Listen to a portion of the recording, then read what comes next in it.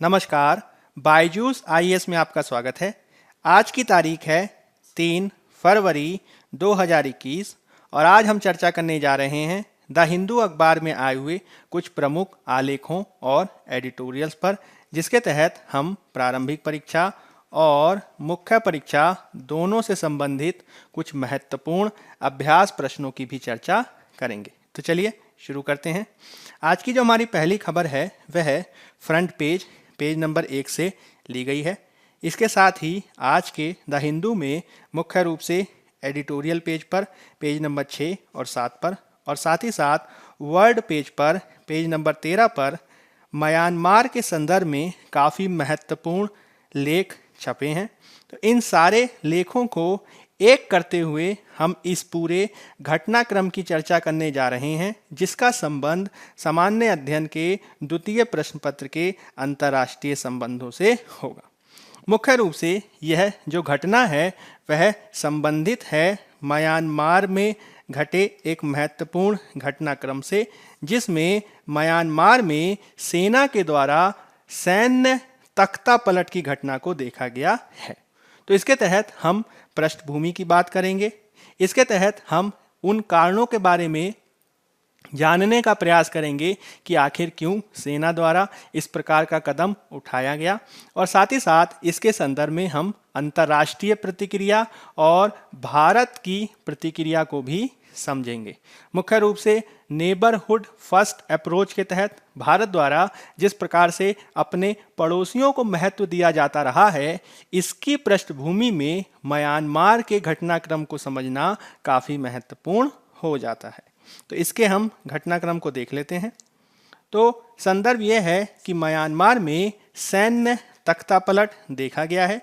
अगर हम इसके विवरण की बात करें तो यह घटना हुई थी 1 फरवरी 2021 को, जब नवीन संसद का सत्र प्रारंभ होने से पहले ही लोकतंत्र के कुछ महत्वपूर्ण नेता, जिनको म्यांमार में लोकतंत्र के संदर्भ में काफ़ी महत्वपूर्ण माना जाता है, जिनमें आंग सान सू की और राष्ट्रपति विन मिंट आदि का महत्वपूर्ण स्थान है, उनको सत्र प्रारंभ होने से पहले ही गिरफ्तार कर लिया जाता है।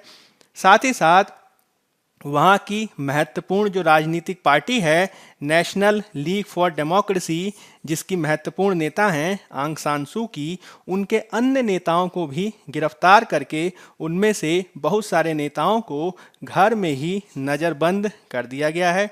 और इसके माध्यम से अब सेना ने पूरे राष्ट्र में आपातकाल की घोषणा 12 माह के लिए कर दी है, और इस तरीके से वहाँ पे जो नवीन सरकार गठित होने वाली थी, उस नवीन सरकार के गठित होने से पहले ही अब तख्ता पलट करके सेना के शासन को फिर से स्थापित कर दिया गया है।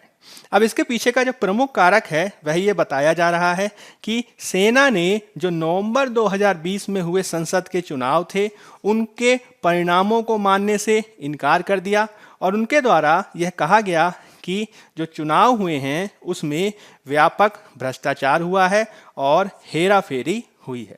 उन्होंने इस बात को म्यांमार के निर्वाचन आयोग तक भी पहुंचाया। हालांकि निर्वाचन आयोग ने जब इसे खारिज कर दिया तो फिर जो है सेना ने, ऐसा कहा जाता है कि इस प्रकार के घटनाक्रम को करने का अब कोशिश की है, और इसके तहत उन्होंने नवीन संसद के सत्र के होने से पहले ही जो सत्ताधारी दल के नेता थे, नेशनल लीग फॉर डेमोक्रेसी के प्रमुख नेता, उनको नज़रबंद कर दिया, और इस प्रकार से अब उनके द्वारा सत्ता जो है सेना के हाथ में आ गई है। अब यहाँ पे ये जानना महत्वपूर्ण है कि अगर हम म्यांमार के इतिहास के बारे में बात करें तो म्यांमार का इतिहास ऐसा रहा है कि वहाँ पे सैन्य तख्ता पलट कई बार देखे जाते रहे हैं। इससे पहले भी 1962, 1988, 1990 में तत्कालीन सैन्य जनरलों के द्वारा तख्ता पलट किया गया। हालांकि 2010 के पश्चात धीरे धीरे म्यांमार लोकतंत्र की तरफ जा रहा था, और इसी के तहत 2010 में, 2015 में और 2020 में जो चुनाव हुए, उससे ये आशा की जा रही थी कि लोकतंत्र की जो बयार है, लोकतंत्र की जो महत्ता है, वह म्यांमार में भी स्थापित होगी। इसके तहत सैन्य शासन द्वारा भी लगातार यह प्रयास किया जा रहा था कि वह अपनी पकड़ को मजबूत रखे। लोकतंत्र जो है वह मजबूत भले ही हो, लेकिन साथ ही साथ जो सेना की पकड़ है शासन व्यवस्था पर, सेना की जो पकड़ है संसद आदि पर, वह भी कमजोर नहीं होनी चाहिए। यही कारण है कि 2010 में लोकतंत्र को पुनः बहाल करने से पूर्व सैन्य शासन द्वारा 2008 में एक नवीन संविधान को बनाया गया और उनके द्वारा 2008 में जो नवीन संविधान बनाया गया था उसके माध्यम से संसद की कुल सीटों में से 25% यानी 1/4 सीटों को सेना के लिए ही रिजर्व कर दिया गया। साथ ही साथ सरकार में भी यह कहा गया कि जो महत्वपूर्ण पद हैं, जिसमें गृह विभाग हो सकता है और रक्षा विभाग है, वह मुख्य रूप से सेना के लिए ही सुरक्षित रहेगा। साथ ही साथ जो म्यांमार के राष्ट्रपति होंगे उनकी योग्यता को भी जब निर्धारित किया गया तो यह बात मुख्य रूप से जोड़ी गई कि यदि कोई व्यक्ति राष्ट्रपति बनना चाहता है तो इसके लिए यह आवश्यक है कि उसको सैन्य अनुभव होना आवश्यक है। यानी एक प्रकार से सेना के जनरलों के लिए ही यह पद सुरक्षित रखने का प्रयास किया जा रहा है। साथ ही साथ आंग सांग सूकी जैसे जो व्यक्ति हैं, जो महत्वपूर्ण लोकप्रिय नेता हैं, जिनका देश विदेश में काफ़ी महत्वपूर्ण स्थान है, उनको भी जो है राष्ट्रपति बनने से रोकने के लिए संविधान में परिवर्तन किया गया और इसके माध्यम से ये स्थापित कर दिया गया कि यदि कोई व्यक्ति विदेशी नागरिक रहा है या फिर किसी व्यक्ति के सगे संबंधी या रिश्तेदार वह विदेशी नागरिक रहे हैं, किसी विदेशी नागरिक से उनका संबंध है, तो ऐसा व्यक्ति भी राष्ट्रपति नहीं बन सकता है। क्योंकि आंग सांग सूकी के जो पुत्र हैं वह ब्रिटिश नागरिकता रखते हैं, इसके चलते वह राष्ट्रपति नहीं बन सकती हैं। और इसके माध्यम से कोशिश ये की गई कि हम आंग सांग सूकी जो एक महत्वपूर्ण नेता हैं उनको हम राष्ट्रपति ना बनने दें। अब इसके तहत लगातार ये देखा जा रहा था कि किस प्रकार से 2010 के बाद सेना द्वारा लगातार अपनी स्थिति को मजबूत किया जा रहा था। इसके बावजूद सेना द्वारा लगाए गए प्रतिबंधों के बावजूद 2015 में आंग सांग सूकी के नेतृत्व में नेशनल लीग फॉर डेमोक्रेसी की जीत हुई। जब 2020 नवंबर में फिर से चुनाव हुए तो उनके द्वारा फिर से भारी जीत हासिल की गई और इसकी तुलना में सेना ने जिस दल को समर्थन दिया था, जिसका नाम है union solidarity and development party, उसको हार का सामना करना पड़ा। अब चूंकि सेना को लगातार ये लग रहा था कि हमारी तुलना में आंग सांग सूकी का जो महत्व है वह लगातार बढ़ रहा है, यही कारण है कि अब सेना द्वारा इस परिणाम को ही नहीं माना गया है और सैन्य तख्तापलट द्वारा खुद नियंत्रण स्थापित कर लिया गया है। अब अगर हम बात करें कि आखिर ऐसे कौन से कारक रहे होंगे जिसके चलते तख्तापलट को बढ़ावा मिला, तो कुछ कारक तो हमने अभी डिस्कस किए, किस प्रकार से म्यांमार में लोकतंत्र की जो जड़ें हैं वो इतनी ज़्यादा मजबूत नहीं हैं। दूसरा, सेना ने भले ही लगातार अपने नियंत्रण को स्थापित किए जाने की दिशा में कार्य किया हो, बावजूद इसके 2015 के बाद से लगातार जिस प्रकार से आंग सांग सूकी की लोकप्रियता बढ़ रही थी, इसकी तुलना में सेना में एक डर सा विद्यमान हो गया था। दूसरी तरफ जब लोकतंत्र को स्थापित किए जाने के बावजूद सेना द्वारा समर्थित union solidarity and development party हार गई, तो इससे जो है उनमें असुरक्षा को और बढ़ावा मिला।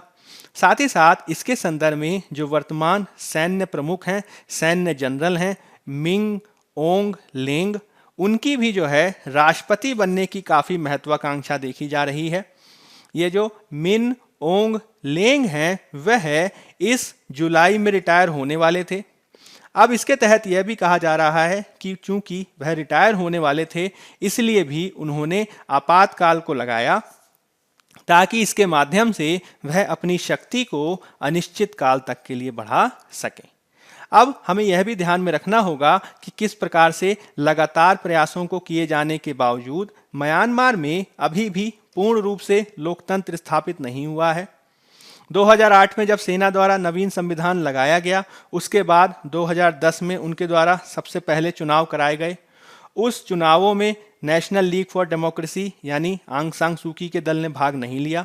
2015 के चुनाव में भाग लिया, 2020 के चुनाव में भाग लिया, और बावजूद सेना द्वारा अपने वर्चस्व को बढ़ाए जाने के बावजूद जिस प्रकार से उनकी लोकप्रियता बढ़ी है, इसी से जो है कहा जा रहा है कि सेना के मन में असुरक्षा की भावना जग चुकी है। इसी के चलते अब वो म्यांमार में पूर्ण नियंत्रण हासिल करना चाहते हैं।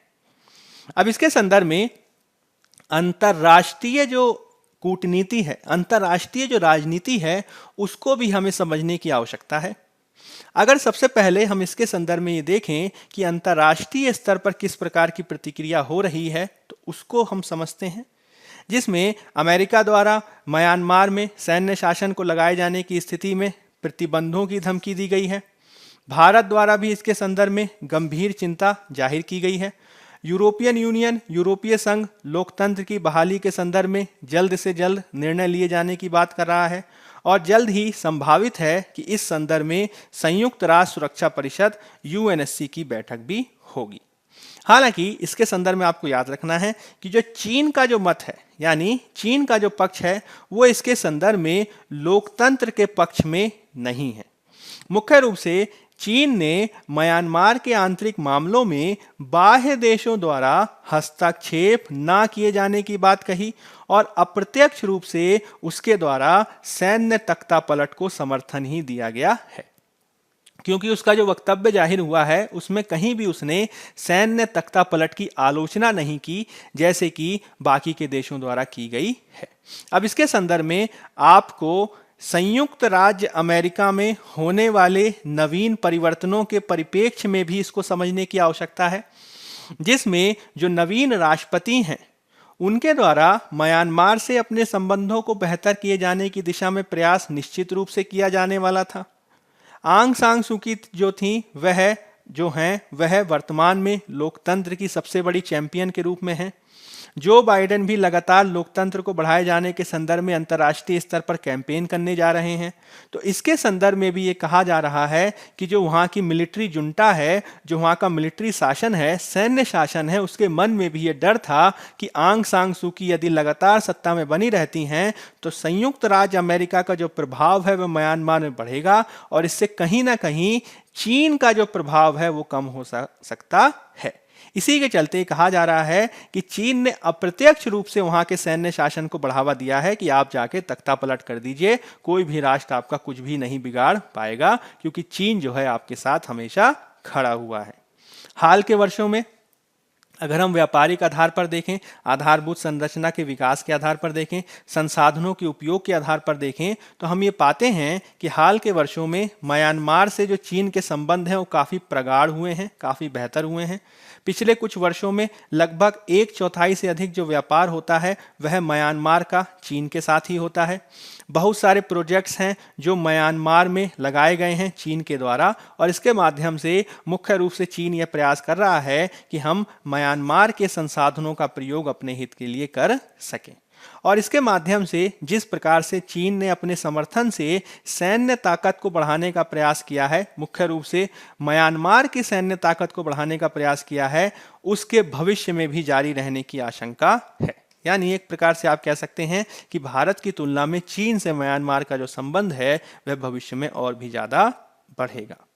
इसी के संदर्भ में, इसी की पृष्ठभूमि में हमें भारत के मत को समझने की आवश्यकता है।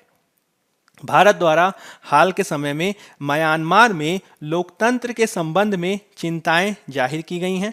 हालांकि भारत जो है वो इस संदर्भ में निश्चित रूप से ये मान रहा है कि वह म्यांमार के आंतरिक मामलों में हस्तक्षेप नहीं करेगा, और इसके संदर्भ में भारत द्वारा लगातार जो वस्तु स्थिति है, ग्राउंड पोजीशन है, उसको ध्यान में रखते हुए ही संबंधों की स्थापना की जा रही है।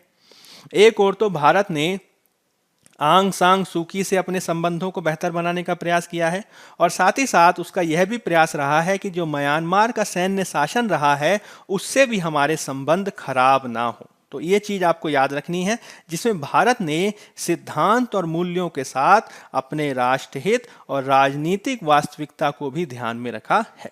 क्यों? क्योंकि म्यांमार जो है वह भारत के लिए दक्षिण पूर्व एशिया या आसियान देशों के प्रवेश द्वार के रूप में महत्वपूर्ण है। पूर्वोत्तर में शांति को बढ़ावा दिए जाने के दृष्टिकोण से म्यांमार की महत्ता है। म्यांमार के विकास को प्रवृत्त करते हुए भारत अपने पूर्वोत्तर क्षेत्र के विकास को भी बेहतर बना सकता है। और मुख्य रूप से पूर्वोत्तर में जो उग्रवादी समस्या देखी जा रही है, या फिर आप कह सकते हैं नागालैंड जैसी जो मांगे हैं, उनको रोके जाने के संदर्भ में भी म्यांमार से सहयोग को बढ़ाना भारत के लिए आवश्यक है।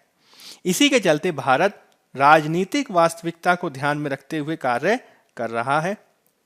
इसी के चलते जब अक्टूबर 2020 में भारत के विदेश सचिव हर्षवर्धन श्रृंगला और भारत के चीफ ऑफ आर्मी स्टाफ की यात्रा हुई, तो उन्होंने भी ये प्रयास किया कि वह म्यांमार के सभी प्रकार के महत्वपूर्ण नेताओं से मिले, जिसमें उन्होंने आंग सान सू की, नेशनल लीग ऑफ डेमोक्रेसी के विविध नेताओं से भी बातचीत की, और साथ ही साथ उनका ये प्रयास किया कि चीफ ऑफ आर्मी स्टाफ के माध्यम से सेना से भी, म्यांमार की सेना से भी हम अपने संबंधों को बेहतर बना सकें। और इसके माध्यम से कोशिश की जा रही है कि एक संतुलन के आधार पर संबंध की स्थापना हो। हालांकि स्वयं म्यांमार के लिए लोकतंत्र की समाप्ति कोई बेहतर संकेत नहीं है, और हमें ये समझना होगा कि जब तक म्यांमार में लोकतंत्र की जड़ें और ज़्यादा मजबूत नहीं होंगी और ज़्यादा बेहतर नहीं होंगी, तब तक वहाँ पे इसी प्रकार से सैन्य तख्तापलट के उदाहरण देखे जाते रहेंगे, जिसको बेहतर किए जाने के संदर्भ में वहाँ की जनता के साथ ही अंतर्राष्ट्रीय समुदाय को भी कार्य करने की आवश्यकता है। तो ये कुछ ऐसी महत्वपूर्ण बातें हैं जो इस आर्टिकल के संदर्भ में हमें समझनी चाहिए। चलिए अब हम बात कर लेते हैं पेज नंबर 6 में दी गई एक और एडिटोरियल पर, जिसका संबंध जीएस पेपर 3 में अर्थव्यवस्था से है। मुख्य रूप से यह जो आर्टिकल है यह संबंधित है बजट 2021 से, और बजट 2021 में जिस प्रकार से राजकोषीय घाटे के संदर्भ में नवीन लक्ष्यों को रखा गया है, उसी के संदर्भ में यह जो लेखक हैं टी राम मोहन, उनका ये मत है कि 2021 का जो बजट है वह कई महत्वपूर्ण सिद्धांतों से, आप कह सकते हैं विचलन, या कई महत्वपूर्ण सिद्धांतों से अलग हटने के उदाहरण को प्रस्तुत करता है, जिसमें वॉशिंगटन कंसेंसस, वॉशिंगटन सर्वसहमति, मैक्रो इकोनॉमिक स्टेबिलिटी और साथ ही साथ फिस्कल ऑर्थोडॉक्सी, इससे जो है अलग हटने का उदाहरण दिखाई देता है। तो इस आर्टिकल के माध्यम से हम फिस्कल ऑर्थोडॉक्सी, वॉशिंगटन कंसेंसस और मैक्रो इकोनॉमिक स्टेबिलिटी को समझने का प्रयास करेंगे, और हम यह भी समझने का प्रयास करेंगे कि हाल के वर्षों में किस प्रकार से भारत द्वारा राजकोषीय संदर्भ में नीतियों को अपनाए जाने की बात कही जा रही है। तो संदर्भ क्या है? संदर्भ यह है कि 2021 का बजट राजकोषीय रूढ़िवादिता, जो हमने बात की थी, अब अंग्रेजी शब्द जो था फिस्कल ऑर्थोडॉक्सी, इसको हिंदी में कहते हैं राजकोषीय रूढ़िवादिता। इसके अलावा जो हमारा ये वॉशिंगटन कंसेंसस है, इसको कहते हैं वॉशिंगटन सर्व सहमति, और मैक्रो इकोनॉमिक स्टेबिलिटी को मैक्रो इकोनॉमिक स्थिरता के नाम से जाना जाता है। तो मुख्य रूप से यह जो राजकोषीय रूढ़िवादिता है वह वॉशिंगटन सर्वसहमति से जनित ही एक अवधारणा है, जिसमें सरकारों द्वारा एक निश्चित सीमा से ज़्यादा ऋण लेकर खर्च करने और अपने साधनों से परे किए जाने वाले विस्तार को हतोत्साहित किया जाता है, और मुख्य रूप से इसमें मैक्रो इकोनॉमिक प्रकार की स्थिरता पर बल दिया जाता है। यानी इसको आप इस प्रकार से समझ सकते हैं कि यदि सरकारें अपने खर्चों को पूरा करने के लिए लगातार ऋण लेती रहेंगी, तो उनकी जो दायित्व है, उनकी जो आप कह सकते हैं लायबिलिटी है, वह लगातार बढ़ती जाएगी।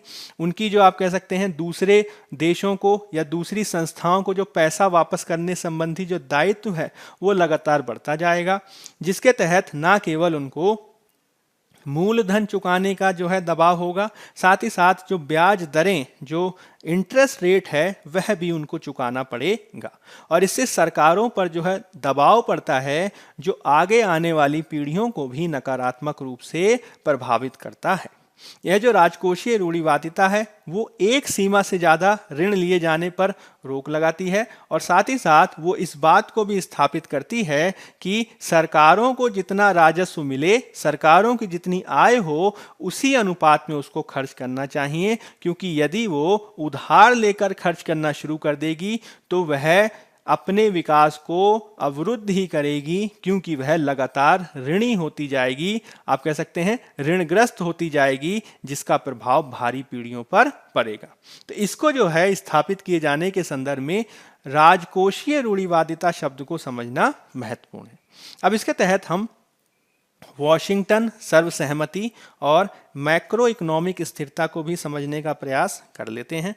वॉशिंगटन सर्वसहमति या वॉशिंगटन कंसेंसस यह मुख्य रूप से विकासशील देश और विशेष रूप से जो लैटिन अमेरिकी देश हैं, यानी उत्तर अमेरिका के दक्षिण में विद्यमान देश, उनके लिए एक आर्थिक नीति सिफारिशों का एक सेट है जो 1980 के दशक के दौरान लोकप्रिय हुआ।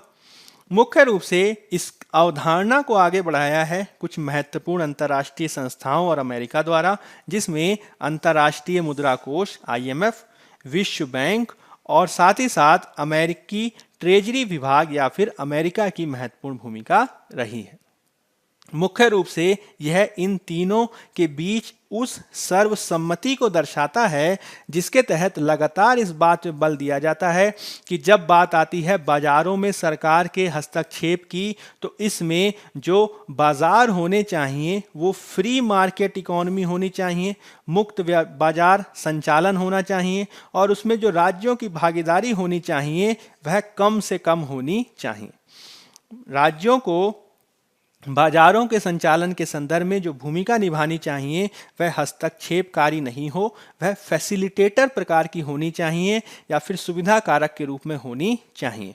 और यदि इस आधार पर जो है हम विकास करेंगे तो मुख्य रूप से जो विकासशील देश हैं, जिनको ग्लोबल साउथ के नाम से जाना जाता है, यानी दक्षिणी गोलार्ध में अवस्थित देश या फिर आप कह सकते हैं विकासशील देश, उनका विकास बेहतर ढंग से किया जा सकता है।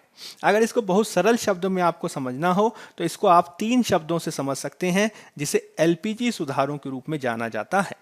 जब अब बात हम करते हैं निजीकरण को बढ़ावा देने की, जब हम बात करते हैं उदारीकरण को बढ़ावा देने की, जब हम बात करते हैं वैश्वीकरण को बढ़ावा देने की, तो हम कहीं ना कहीं वॉशिंगटन सर्वसहमति की ही बात कर रहे होते हैं, जो लगातार आप कह सकते हैं IMF, विश्व बैंक और अमेरिका द्वारा इसको लोकप्रिय बनाया जाता रहा है। और इसके तहत ना केवल राजकोषीय जो हमारा स्टेबिलिटी होती है, ठीक है, जो हमारी राजकोषीय रूढ़िवादिता होती है, उसको बढ़ावा देने का प्रयास किया जाता है और साथ ही साथ इसके तहत यह भी कोशिश की जाती है कि अर्थव्यवस्थाओं में मैक्रो इकोनॉमिक स्टेबिलिटी या फिर मैक्रो इकोनॉमिक स्थिरता भी बनी रहे। अब ये जो मैक्रो इकोनॉमिक स्थिरता होती है, इससे तात्पर्य अर्थव्यवस्था में विद्यमान कुछ ऐसे संकेतकों से है जिनके बेहतर होने की बात लगातार कही जाती है। यानी अर्थव्यवस्था के कुछ महत्वपूर्ण आर्थिक संबंध और संकेतक जो हैं वो संतुलन में रहने चाहिए। जैसे कि जो देश की घरेलू मांग है, उस घरेलू मांग के अनुपात में उत्पादन होना चाहिए, आउटपुट होना चाहिए।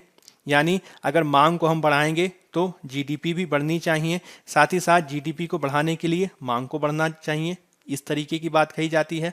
भुगतान संतुलन के संदर्भ में ये कहा जाता है कि हमारे पास इतना विदेशी निवेश हो या फिर आप कह सकते हैं विदेशी मुद्रा भंडार हो कि हम जो है अपने जो हम आयात कर रहे हैं उसकी प्रतिपूर्ति कर पाएं। इसके संदर्भ में हम किसी प्रकार का डिफॉल्ट ना करें। राजकोषीय संदर्भ में भी जो है समेकन की बात की जाती है, फिस्कल कंसोलिडेशन की बात की जाती है, जिसमें एक सीमा से ज़्यादा राजकोषीय घाटा ना रखे जाने की बात की जाती है, जिसमें भारत द्वारा 3% का लक्ष्य रखा गया था FRBM एक्ट के तहत। क्योंकि जो राजकोषीय घाटा है वह मुख्य रूप से सरकार के दायित्वों को दिखाता है, यानी सरकार ने कितना उधार ले रखा है। जितना ज़्यादा आपका राजकोषीय घाटा होगा उतना ही ज़्यादा आपकी उधारियाँ होंगी, और जितनी ज़्यादा आपकी उधारियाँ होंगी उतनी ही ज़्यादा आपकी मैक्रो इकोनॉमिक जो स्टेबिलिटी है वो कमज़ोर होती जाएगी, उतना ही ज़्यादा जो है आप दूसरों पे निर्भर होते जाएंगे, जो आपकी अर्थव्यवस्था को ही प्रभावित करेगा। और इसके तहत कोशिश ये की जाती है कि सरकारों द्वारा जो राजस्व और व्यय किया जाए, यानी आय और व्यय जो किया जाए, वो एक निश्चित सीमा में होना चाहिए और साथ ही साथ अर्थव्यवस्थाओं में बचत और निवेश को बढ़ाने के लिए भी प्रयासों को किया जाना चाहिए। हाल के वर्षों में इस पे काफ़ी बहस होती रही है, इस पे जो है काफ़ी चर्चा होती रही है। हालांकि वर्तमान की जो पृष्ठभूमि है, कोविड-19 पृष्ठभूमि, वो भारत को इस मैक्रो इकोनॉमिक स्टेबिलिटी के संदर्भ में मुख्य रूप से राजकोषीय घाटे से संबंधित लक्ष्यों के संदर्भ में इनको और अधिक उदार आधार पर स्थापित करने की बात को कर रही है। अब ऐसा क्यों हो रहा है? तो निश्चित रूप से भारत मंदी की स्थितियों से गुजर रहा है। जब कोई भी राष्ट्र मंदी की स्थिति से गुजरता है तो इसके संदर्भ में मांग को बढ़ाने का प्रयास किया जाता है और मांग को बढ़ाने के प्रयास के माध्यम से कोशिश ये की जाती है कि जीडीपी को बढ़ावा दिया जाए। जब जीडीपी बढ़ेगी तो निश्चित रूप से इससे उत्पादन को बढ़ावा मिलेगा। अब यहाँ पे प्रश्न ये उठता है कि मांग किस प्रकार से बढ़ाई जाए? तो मांग बढ़ाई जाती है सरकारों द्वारा किए गए खर्च से, जिसे हम वित्तीय उत्प्रेरण भी कहते हैं, फिस्कल स्टिमुलस पैकेज, जिसमें आत्मनिर्भर भारत पैकेज का स्थान कहा जा सकता है। अब जब सरकार एक सीमा से ज़्यादा खर्चा करेगी तो निश्चित रूप से जो उसका राजकोषीय घाटे का जो टारगेट है वो जो है निश्चित रूप से पालन नहीं होगा। लेकिन जिस तरीके की मंदी की स्थितियां देखी जा रही हैं उसमें सरकारों से भी अपेक्षा की जा रही है कि वह जो है अधिक से अधिक खर्च करके अपने देश में मंदी से बाहर आए। यही कारण है कि राजकोषीय जो हम उत्प्रेरण की बात करते हैं वो कहीं ना कहीं मैक्रो इकोनॉमिक स्टेबिलिटी के बहुत सारे मानकों को आप कह सकते हैं तोड़ता हुआ नजर आता है। यही कारण है कि वित्त वर्ष 2020-21 में भारत का जो राजकोषीय घाटा है उसके संदर्भ में कहा जा रहा है कि वो 9.5% तक हो सकता है। 2022 में ये थोड़ा सा कम होगा लेकिन फिर भी ये 6.8% होगा और 2025-26 तक जाकर ही इसे कम से कम 4.5% तक लाया जा सकता है।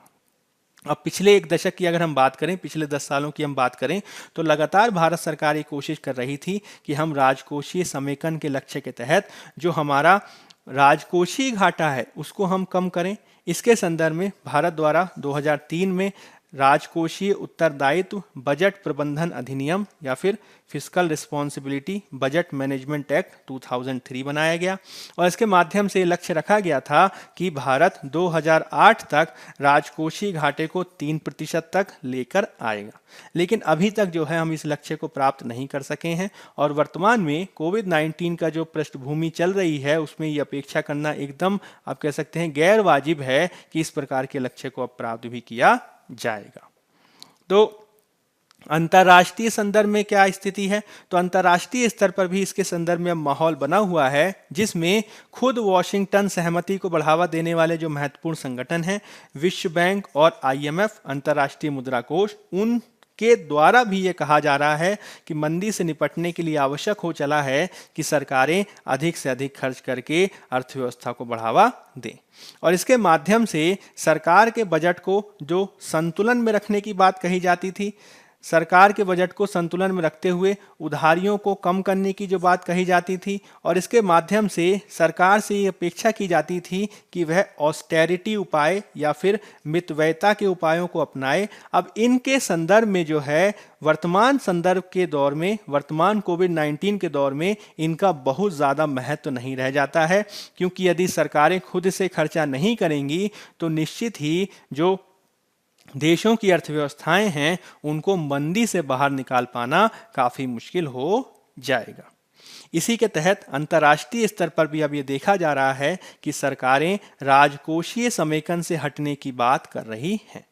आर्थिक सर्वेक्षण को यदि आप अध्ययन करेंगे तो आप ये पाएंगे कि आर्थिक सर्वेक्षण में भी इसके संदर्भ में काफ़ी महत्वपूर्ण बात कही गई है जो आपको समझनी है। इसके संदर्भ में आर्थिक सर्वेक्षण में एक अर्थशास्त्री हैं जिनका नाम है ओलिवर ब्लांचार्ड या ब्लैंकार्ड भी उनको कहा जाता है, ओलिवर ब्लैंकार्ड। इनका एक स्टेटमेंट है, इनका एक कोट है जो दिया गया है। इसमें कहा गया है कि यदि सरकारें भुगतान किए जाने वाले ब्याज दर की मात्रा उसके द्वारा प्रदान किए जाने वाले, प्राप्त किए जाने वाले समृद्धि दर से अधिक होती है तो निश्चित ही बजट में लगाई जाने वाली उधार की सीमाओं का महत्व नहीं रह जाता है। इसका मतलब क्या हुआ? तो इसको आप इस तरीके से समझिए, इसमें जो ओलिवर ब्लांकार्ड हैं वो इस बात पर बल दे रहे हैं कि यदि कोई सरकार उधार लेकर भी जो है अपने देश में समृद्धि को बढ़ावा देती है, तो उसके द्वारा लिए गए उधार में जो वो इंटरेस्ट पेमेंट कर रहा है, उस इंटरेस्ट पेमेंट की जो दर है वो यदि उसके द्वारा प्राप्त किए गए जीडीपी ग्रोथ रेट से अधिक होगी, तो निश्चित रूप से ऐसा किया जा सकता है, क्योंकि इससे सरकारों को भविष्य में एक सरप्लस प्राप्त होगा, जिसके माध्यम से सरकारें अपने दायित्वों का बेहतर ढंग से निर्वहन कर सकती हैं। अब इसके संदर्भ में क्या बात याद रखनी है? मान लीजिए सरकारों ने खर्च किया 200 रुपया और इस 200 रुपए को उन्होंने 5% की आप कह सकते हैं रेट पर लिया, रेट ऑफ इंटरेस्ट पे लिया।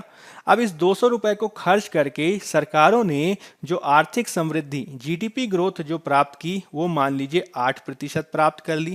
तो इसका तात्पर्य ये हुआ कि सरकारों ने जो 5% रेट ऑफ इंटरेस्ट पे जो पैसा ले रखा था और इसके माध्यम से जो उन्होंने 8% की ग्रोथ रेट प्राप्त की, वो चूंकि उनके द्वारा लिए गए जो उधार है उसके द्वारा जो उसको रेट ऑफ इंटरेस्ट वो पे कर रहे हैं उसकी तुलना में यदि उनके द्वारा अधिक जीडीपी ग्रोथ रेट प्राप्त की जाती है, तो निश्चित ही ऐसा किया जा सकता है। क्यों? क्योंकि जो है हम पैसा भले ही किसी से उधार ले रहे हों, लेकिन इसका जो हमें पेमेंट मिल रहा है, इसका जो हमें पूर्ति मिल रही है, आप कह सकते हैं रिटर्न जो मिल रहा है, वह हमारे द्वारा चुकाए जाने वाली ब्याज की दर से अधिक है।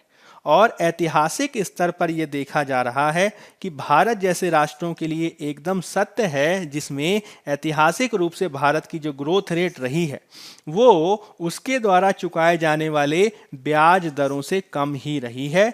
यही कारण है कि आर्थिक सर्वेक्षण में इस बात की वकालत की गई है कि यदि सरकारें चाहें तो 2030 तक भी अगर वो उधार लें, फिर भी जो है उनकी जो समृद्धि होगी वह उनके द्वारा लिए गए ऋणों से अधिक होगी। और ऐसा किया भी जाना चाहिए, क्योंकि यदि सरकारें लोन लेकर अवसंरचना के क्षेत्र में खर्च करें और इसके माध्यम से विकास को बढ़ावा दें, तो निश्चित रूप से इसका लाभ जो है पूरे देश को मिलेगा, जिसके लिए कार्य किए जाने की आवश्यकता है।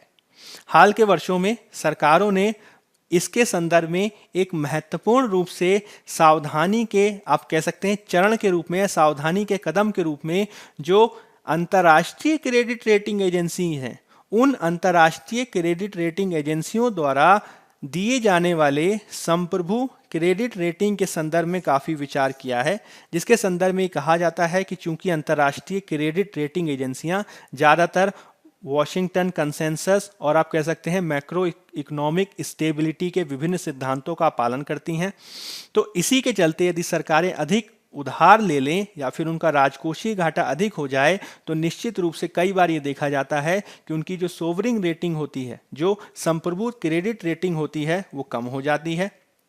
हालांकि यदि आपने आर्थिक सर्वेक्षण को पढ़ा होगा तो आपने ये पाया होगा कि किस प्रकार से भारत सरकार द्वारा इन सभी अंतर्राष्ट्रीय क्रेडिट रेटिंग एजेंसियों की आलोचना लगातार की जा रही है और भारत इसके माध्यम से लगातार इस दबाव को दूर करने का प्रयास कर रहा है, क्योंकि भारत के समक्ष मंदी से निपटने की एक बहुत बड़ी चुनौती है।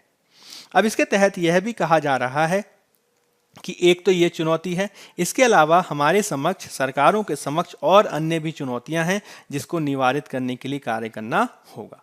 जैसे कि यदि हम राजकोषीय समेकन के विपरीत अधिक खर्च करेंगे, सरकारें जो है बाजार में अधिक पैसा देंगी, तो इससे महंगाई बढ़ सकती है और यदि महंगाई बढ़ेगी तो आरबीआई के द्वारा महंगाई से निपटने के संदर्भ में जो 4 से 6% का जो बैंड निर्धारित किया गया है वो ब्रीच हो सकता है, उसके पार जा सकती है मुद्रास्फीति। तो इससे हम कैसे निपटें, इसको हमें ध्यान में रखना होगा। इसके अलावा यदि सरकारें अधिक ऋण लेंगी तो उन पे जो है दायित्व ज़्यादा आएंगे। अब इसकी तुलना में जब बात आएगी चुकाने की, तो इसके लिए आवश्यक है सरकारों का जो आय है, सरकारों की जो राजस्व आय है वो अधिक हो। हाल के समय में सरकारों की जो राजस्व आय है वो इतनी अधिक नहीं हो पाई है, जिसका महत्वपूर्ण उदाहरण है भारत में टैक्स जीडीपी अनुपात का ना बढ़ पाना।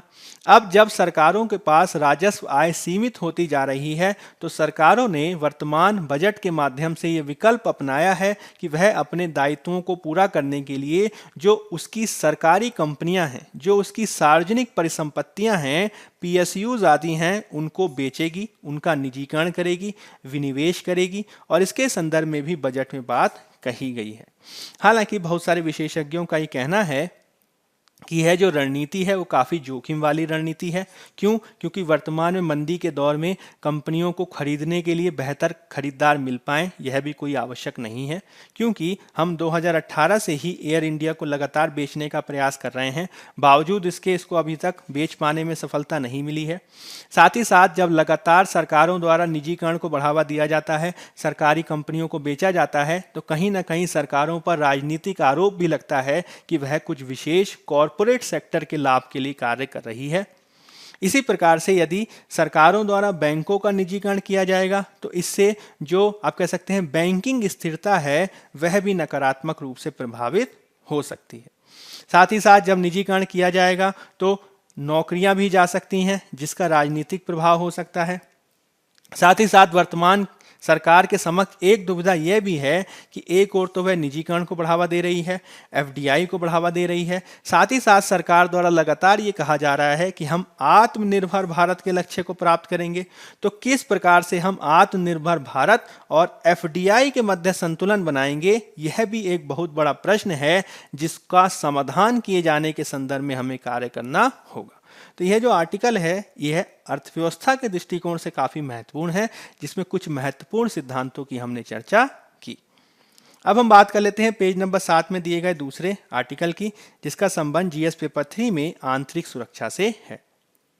मुख्य रूप से यह संबंधित है छत्तीसगढ़ आदि नक्सली क्षेत्रों में नक्सली हमले से निपटने के संदर्भ में जो हमारी सीआरपीएफ है उसकी भूमिका के संदर्भ में, जिसमें ये देखा जा रहा है कि सीआरपीएफ आदि द्वारा लगातार ये प्रयास किए जा रहे हैं कि हम नक्सलवाद के क्षेत्र को न्यून करने का प्रयास करें। इसमें उनको सफलता भी मिली है। बावजूद इसके सीआरपीएफ के बहुत सारे जो जवान हैं उनके समय समय पर शहीद हो जाने की घटनाएं देखने को मिलती है, जिसको रोके जाने के संदर्भ में हमें कार्य करना होगा। तो वर्तमान में चाहे वो छत्तीसगढ़ हो, चाहे वो झारखंड आदि हो, उन सभी में नक्सलवाद को रोकने के संदर्भ में सीआरपीएफ जैसे अर्धसैनिक बलों की काफ़ी महत्वपूर्ण भूमिका है। इसके तहत मुख्य रूप से आंतरिक सुरक्षा के खतरे के रूप में नक्सलवाद से निपटने के संदर्भ में कश्मीर घाटी से सीआरपीएफ की बहुत सारी बटालियंस को निकालकर उग्रवाद प्रभावित क्षेत्रों में लगाया गया है। मुख्य रूप से कोशिश ये की जा रही है कि उनको बेहतर ट्रेनिंग दी जाए। इसके लिए उनको 12 हफ्तों की ट्रेनिंग भी दी जाती है, जिसके माध्यम से उन्हें छत्तीसगढ़, झारखंड और दूसरे जो नक्सल प्रभावित राज्य हैं उनकी भौगोलिक स्थिति के बारे में बताया जाता है। माओवादी किस प्रकार से कार्य करते हैं उसके तरीके को बताया जाता है और बहुत सारे पूर्व सावधानी उपायों के बारे में भी उन्हें ट्रेन किया जाता है। साथ ही साथ समय समय पर उनका जो है सघन फायरिंग प्रैक्टिस भी होता है और इसमें सीआरपीएफ को सीमा सुरक्षा बल और इंडो तिब्बतन पुलिस फोर्स की सहायता भी मिलती है। हालांकि व्यापक ट्रेनिंग और सावधानी उपायों के बावजूद जिस प्रकार से सुरक्षा जवानों के शहीद होने की खबरें मिलती रहती हैं वो काफ़ी चिंता का विषय है। 2009 और 2010 में 70 से अधिक सीआरपीएफ जवान शहीद हुए हैं। हालांकि इसके जवाब में यह भी देखा जा रहा है कि सीआरपीएफ द्वारा लगातार आप कह सकते हैं प्रति कार्रवाई भी की गई है और बहुत सारे माओवादियों को न्यूट्रलाइज करने में, उनको जो है पकड़ने में या फिर उनको नियंत्रित आदि करने के संदर्भ में सीआरपीएफ द्वारा बेहतर कार्य किया गया है। वर्तमान में ये देखा जा रहा है कि सीआरपीएफ ने नक्सलवाद के प्रभाव क्षेत्र को कम किए जाने के संदर्भ में काफ़ी महत्वपूर्ण सफलता भी हासिल की है और साथ ही साथ उन्होंने अपने प्रयासों के माध्यम से न केवल बहुत सारे दुर्दांत प्रकार के माओवादियों को मारने में उन्हें सफलता मिली है, साथ ही साथ बहुत सारे माओवादियों को सरेंडर के लिए विवश करने में भी उन्हें सफलता मिली है, जिसके तहत 2019 में 55 माओवादियों को विविध ऑपरेशंस में मारा गया।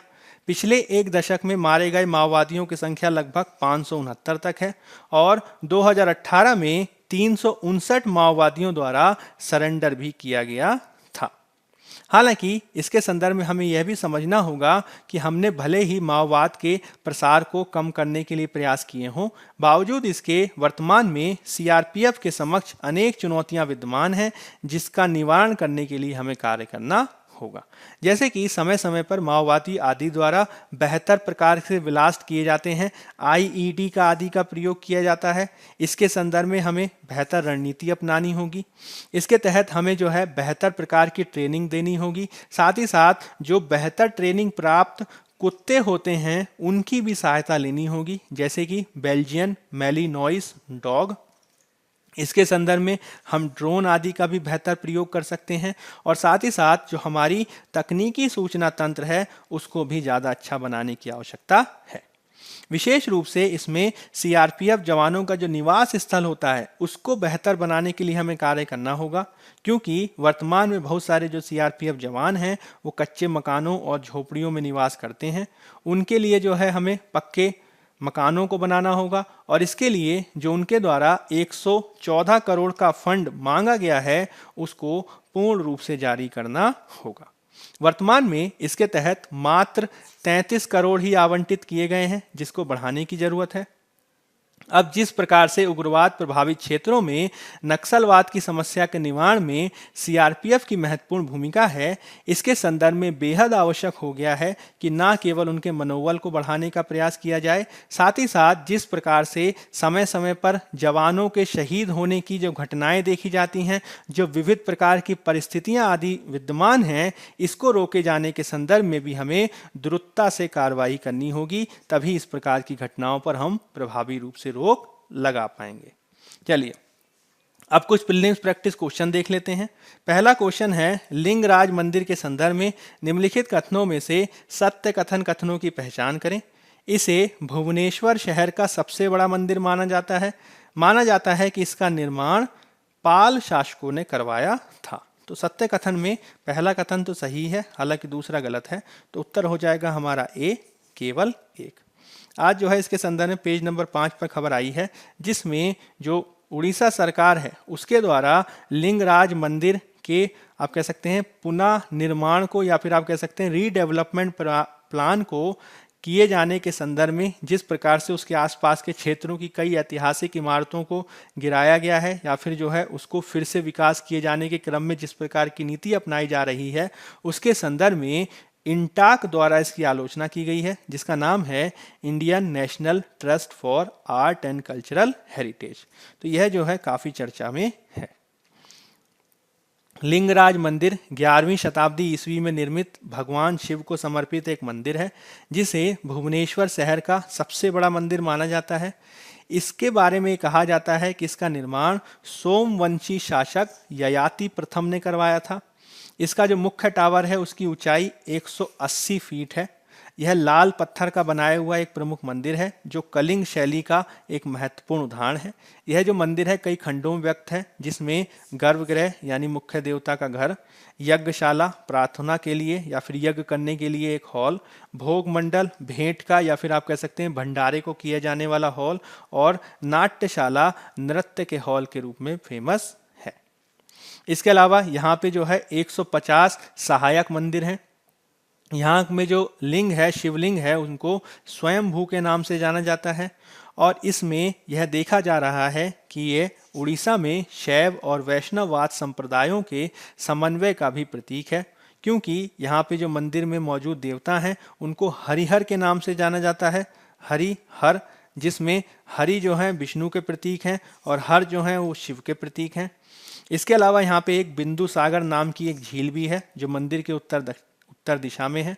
इसके अलावा यहाँ पे एक आम्र वन का बाग स्थित है। एक आम्र हिंदू पौराणिक ग्रंथों के नाम पर है ये, जहाँ पे भुवनेश्वर को एक आम्र वन यानी एक आम के पेड़ के रूप में जाना जाता था। इसके अलावा उड़ीसा में दूसरे अन्य महत्वपूर्ण स्मारक भी हैं, जिसमें कोणार्क सूर्य मंदिर जो यूनेस्को विश्व विरासत स्थल है, जगन्नाथ मंदिर, तारा तारिणी मंदिर और उदयगिरी खंडगिरी गुफाएं महत्वपूर्ण हैं। तो पीटी के दृष्टिकोण से ये तथ्य इंपॉर्टेंट है। दूसरा क्वेश्चन देख लेते हैं। हाल ही में चर्चा में रहा ईस्ट कंटेनर टर्मिनल निम्नलिखित में से किस देश में विकसित किया जाना प्रस्तावित है? Sri Lanka, Maldives, Mauritius, Seychelles. तो इसका उत्तर है हमारा ए, श्रीलंका। अब ये जो ईस्ट कंटेनर टर्मिनल है ये इसलिए चर्चा में आ गया है क्योंकि आज ही जो है इसके संदर्भ में खबर आई है कि इसके संदर्भ में एक निर्णय ये लिया गया है कि श्रीलंका इस प्रोजेक्ट से पीछे हट गया है। तो श्रीलंका का जो कोलंबो पोर्ट है इसके आधुनिकीकरण के संदर्भ में एक ईस्ट कंटेनर टर्मिनल परियोजना को बनाए जाने का प्रस्ताव है, जिसके संदर्भ में अब श्रीलंका उससे अलग हो गया है। यह जो प्रस्ताव किया जाने वाला था, विकास किया जाने वाला था, वह श्रीलंका पोर्ट अथॉरिटी, भारत और जापान द्वारा संयुक्त रूप से विकसित किया जा रहा था, या फिर कह सकते हैं विकास किया जाने वाला था। इसमें श्रीलंका पोर्ट अथॉरिटी की 51% भागीदारी थी, वहीं दूसरी ओर भारत और जापान की संयुक्त रूप से 49% भागीदारी होनी थी। भारत की तरफ से अडानी समूह इसमें निवेश किया जाना था और जापानी कंपनियों द्वारा भी निवेश किया जाना था, कुल मिलाकर $700 मिलियन। लेकिन वर्तमान में जो है कैबिनेट इसके संदर्भ में आगे बढ़ने से उसने इनकार किया है। सीधे तौर पे देखें तो ये कारक कहा जा रहा है कि पोर्ट क्षेत्र में जो काम करने वाले श्रमिक थे वो लगातार ये मांग कर रहे हैं कि इसको बनाया ना है तो 100% श्रीलंकाई भागीदारी होनी चाहिए और इसके लिए जो विदेशी हैं उनको बाहर किया जाना चाहिए, जिसे अब श्रीलंका ने मान लिया है। अब साथ ही साथ श्रीलंका ने भारत को अब यह भी प्रस्ताव दिया है कि भारत क्या करे कि कोलंबो पोर्ट में ही ईस्ट की बजाय वेस्ट कंटेनर टर्मिनल का विकास करे, जिसके लिए वह भारत के साथ 35 साल का अरेंजमेंट भी करेगा। हालांकि श्रीलंका के इस निर्णय की आलोचना की जा रही है क्योंकि इससे पहले भी श्रीलंका ने जापान द्वारा निर्मित किए जाने वाले एक light rail transit system project को रद्द कर दिया गया था, जो लगभग $1.5 बिलियन का प्रोजेक्ट था। अब जिस प्रकार से श्रीलंका में सरकार बदलने के बाद इस तरीके के घटनाक्रम हुए हैं वह भारत और जापान दोनों के लिए ही चिंता का विषय है, जिसके लिए आवश्यक है कि श्रीलंका से बातचीत की जाए और इसके संदर्भ में अंतिम निर्णय पर पहुंचा जाए। चलिए नेक्स्ट क्वेश्चन देख लेते हैं। सिंगापुर इंटरनेशनल आर्बिट्रेशन सेंटर सियाक के संदर्भ में निम्नलिखित कथनों में से सत्य कथन कथनों की पहचान करें। यह सिंगापुर में स्थित एक गैर लाभकारी अंतर्राष्ट्रीय मध्यस्थता संगठन है। यह मध्यस्थता के अपने नियमों और अंतर्राष्ट्रीय व्यापार कानून पर संयुक्त राष्ट्र आयोग यूनिसिट्रल मध्यस्थता नियमों के तहत मध्यस्थता का प्रबंधन करता है। तीसरा है, भारत का अपना स्वयं का अंतर्राष्ट्रीय मध्यस्थता केंद्र नहीं है और मामले मध्यस्थता के लिए सिंगापुर क्षेत्र केंद्र में ले जाए जाते हैं। केवल एक और दो, 1, 2 और 3 की उपरोक्त में से कोई नहीं। तो इसके संदर्भ में पहला और दूसरा जो कथन है वो तो सही है, हालांकि तीसरा जो कथन है वो गलत है। तो उत्तर हो जाएगा हमारा बी, केवल 1 और 2। तो आज जो है पेज नंबर 1 में इसके संदर्भ में खबर आई है, जिसमें सिंगापुर इंटरनेशनल आर्बिट्रेशन सेंटर ने जो फैसला दिया है उसको अब दिल्ली हाई कोर्ट के अनुसार भारत में भी लागू किया जाने वाला है और इसके तहत जो अमेजन द्वारा जो केस किया गया था यहाँ पे इसको अब लागू कर दिया जाएगा, जिसके माध्यम से जो अमेजन और फ्यूचर ग्रुप के मध्य जो विवाद था उसके संदर्भ में अब आगे घटनाक्रम को देखना आवश्यक होगा। तो पूरी बात क्या है इसको समझ लेते हैं। संदर्भ यह है कि फ्यूचर ग्रुप और रिलायंस डील के संदर्भ में दिल्ली हाई कोर्ट का निर्णय आया है, जिसमें दिल्ली हाई कोर्ट द्वारा सिंगापुर मध्यस्थता सेंटर द्वारा जारी किए गए निर्णय को भारत में लागू किए जाने की बात कही गई है। अगर इसकी पृष्ठभूमि हम देखें तो फ्यूचर ग्रुप भारत में एक महत्वपूर्ण रिटेल सेक्टर या खुदरा व्यापार का एक महत्वपूर्ण प्लेयर है। उसके द्वारा क्या किया गया कि अपने खुदरा व्यापार को रिलायंस इंडस्ट्रीज को बेच दिया गया। हालांकि फ्यूचर ग्रुप में अमेजन ने भी अपनी भागीदारी कर रखी थी, इसलिए जो है उसने डील का विरोध किया और कहा कि आपको हमसे पूछना चाहिए था, बिना हमसे पूछे आप अपने सारे व्यापार को रिलायंस इंडस्ट्री को नहीं बेच सकते। और इसके संदर्भ में मामला अंततः गया मध्यस्थता के लिए सिंगापुर की न्यायालय में। अब सिंगापुर के न्यायालय ने क्या किया कि जो फ्यूचर रिलायंस डील थी उस पर स्टे लगा दिया। अब इसके संदर्भ में जब उन्होंने स्टे लगा दिया तो इस निर्णय को लागू किए जाने के संदर्भ में अमेजन अब गया दिल्ली हाई कोर्ट, जिस पर अब निर्णय आ गया है। वर्तमान में जो फ्यूचर ग्रुप है उसकी रिटेल सेक्टर में काफ़ी महत्वपूर्ण भागीदारी है, जिसमें बहुत सारे आप जो है नाम सुनते होंगे जैसे बिग बाज़ार आदि। हालांकि बहुत बड़ा प्लेयर होने के बावजूद उस पर बहुत सारे ऋण थे। यही कारण है कि उस ऋण को चुकाने के लिए उसने अपने सारे व्यापार को रिलायंस को बेच दिया। लेकिन फ्यूचर ग्रुप में चूंकि अमेजन ने भी अपनी भागीदारी कर रखी है, इसी के चलते अब उसने विरोध किया, जिस पे अब ये फैसला आया है। इसके संदर्भ में आप जो है इस टाइमलाइन को भी समझ सकते हैं। 2019 में अमेजन ने कुछ भाग एक्वायर किया, कुछ हिस्सेदारी खरीदी फ्यूचर ग्रुप में, और इसके माध्यम से उसको जो है एक प्रकार का आप कह सकते हैं फर्स्ट राइट ऑफ रिफ्यूजल प्राप्त हुआ। फर्स्ट राइट ऑफ रिफ्यूजल का मतलब यदि वह भविष्य में किसी अन्य से किसी प्रकार की डील करता है तो उसको निरस्त किए जाने के संदर्भ में उसको अधिकार होगा। ऐसा हुआ भी जब अगस्त 2020 में फ्यूचर ने यह अनाउंस किया कि वह अपने सारे बिजनेस को, जिसमें खुदरा व्यापार है, होलसेल व्यापार है, वह बेच रहा है रिलायंस को।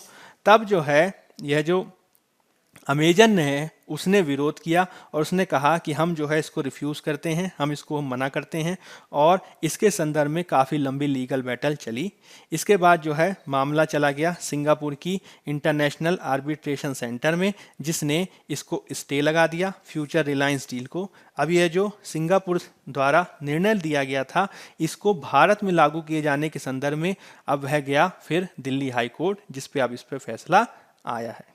तो अगर हम बात करें सिंगापुर इंटरनेशनल आर्बिट्रेशन सेंटर की, तो ये सिंगापुर में स्थित एक गैर लाभकारी अंतर्राष्ट्रीय मध्यस्थता संगठन है। यह मध्यस्थता के अपने नियमों और अंतर्राष्ट्रीय व्यापार कानून पर संयुक्त राष्ट्र आयोग यूनिसिट्रल मध्यस्थता नियमों के तहत मध्यस्थता का प्रबंधन करता है। और आपको ये चीज़ ध्यान में रखनी है कि मुंबई में भी भारत का अपना अंतर्राष्ट्रीय मध्यस्थता केंद्र है। हालांकि जो बड़ी बड़ी कंपनियां हैं वो सिंगापुर के मध्यस्थता का जो सेंटर है उसको ज़्यादा प्राथमिकता देती हैं। चलिए अब कुछ मेंस प्रैक्टिस क्वेश्चन देख लेते हैं। म्यांमार में सेना द्वारा तख्ता पलट के कारणों की व्याख्या करें। क्या इसका म्यांमार के साथ भारत के संबंधों पर कोई प्रभाव पड़ेगा? आलोचनात्मक समीक्षा करें। 250 शब्द 15 अंक। दूसरा क्वेश्चन है, भारत सरकार द्वारा प्रस्तुत किया गया 2021 का बजट वॉशिंगटन सर्वसहमति के एक प्रमुख सिद्धांत मैक्रो इकोनॉमिक स्थिरता या फिर स्टेबिलिटी से प्रस्थान का उदाहरण है। चर्चा करें। 250 शब्द 15 अंक। तो आज की परिचर्चा के आधार पर इन दोनों क्वेश्चंस को आप लिखने का प्रयास कर सकते हैं। बायजूस आईएएस के आज के अंक में फिलहाल इतना ही। इसके तहत हम कुछ बातें भी आपके साथ शेयर करना चाहते हैं। कल जो हमने अपना डीएनए जो है आपको दर्शाया था, उस डीएनए में हमने वित्त आयोग से संबंधित एक महत्वपूर्ण तथ्य को दिया था, जिसमें हमने ये बताया था कि जो 15वां वित्त आयोग है उसका जो कार्यकाल है उसको हमने बताया था कि वह 2020 से 2025 के काल तक लागू होगा। अब इसके संदर्भ में आपको ये चीज़ ध्यान रखना है कि ये कोविड-19 के पृष्ठभूमि में यह जो कार्यकाल है उसमें बदलाव किया गया है, जिसमें फिलहाल जो एनके सिंह की अध्यक्षता का 15वां वित्त आयोग है उसने जो अपनी रिपोर्ट प्रस्तुत की है वह 1 साल के लिए प्रस्तुत की है, जो 2020-21 में लागू होगी। और उसके बाद यह जो 15वां वित्त आयोग है इसके कार्यकाल को 5 वर्ष और बढ़ा दिया गया है। इसका मतलब इफेक्टिवली प्रभावी रूप से यह जो कार्यकाल है आप कह सकते हैं 2026 तक बढ़ा दिया गया है। तो ऐसा किया गया है कोविड-19 की पृष्ठभूमि के चलते। तो कल जो हमने डीएनए में चर्चा की उसमें इस फैक्ट को आप सुधार लीजिएगा।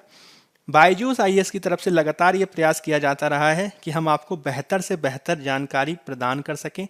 यदि जो है किसी प्रकार की फैक्चुअल मिस्टेक भी देखी जाती है तो उसको हम सुधारने का प्रयास करते हैं। होपफुली जो है आपको हमारे वीडियोस पसंद आ रहे होंगे। यदि आपको हमारे वीडियोस पसंद आ रहे हैं तो अधिक से अधिक लाइक, शेयर और सब्सक्राइब करें। आज के अंक में फिलहाल इतना ही। धन्यवाद।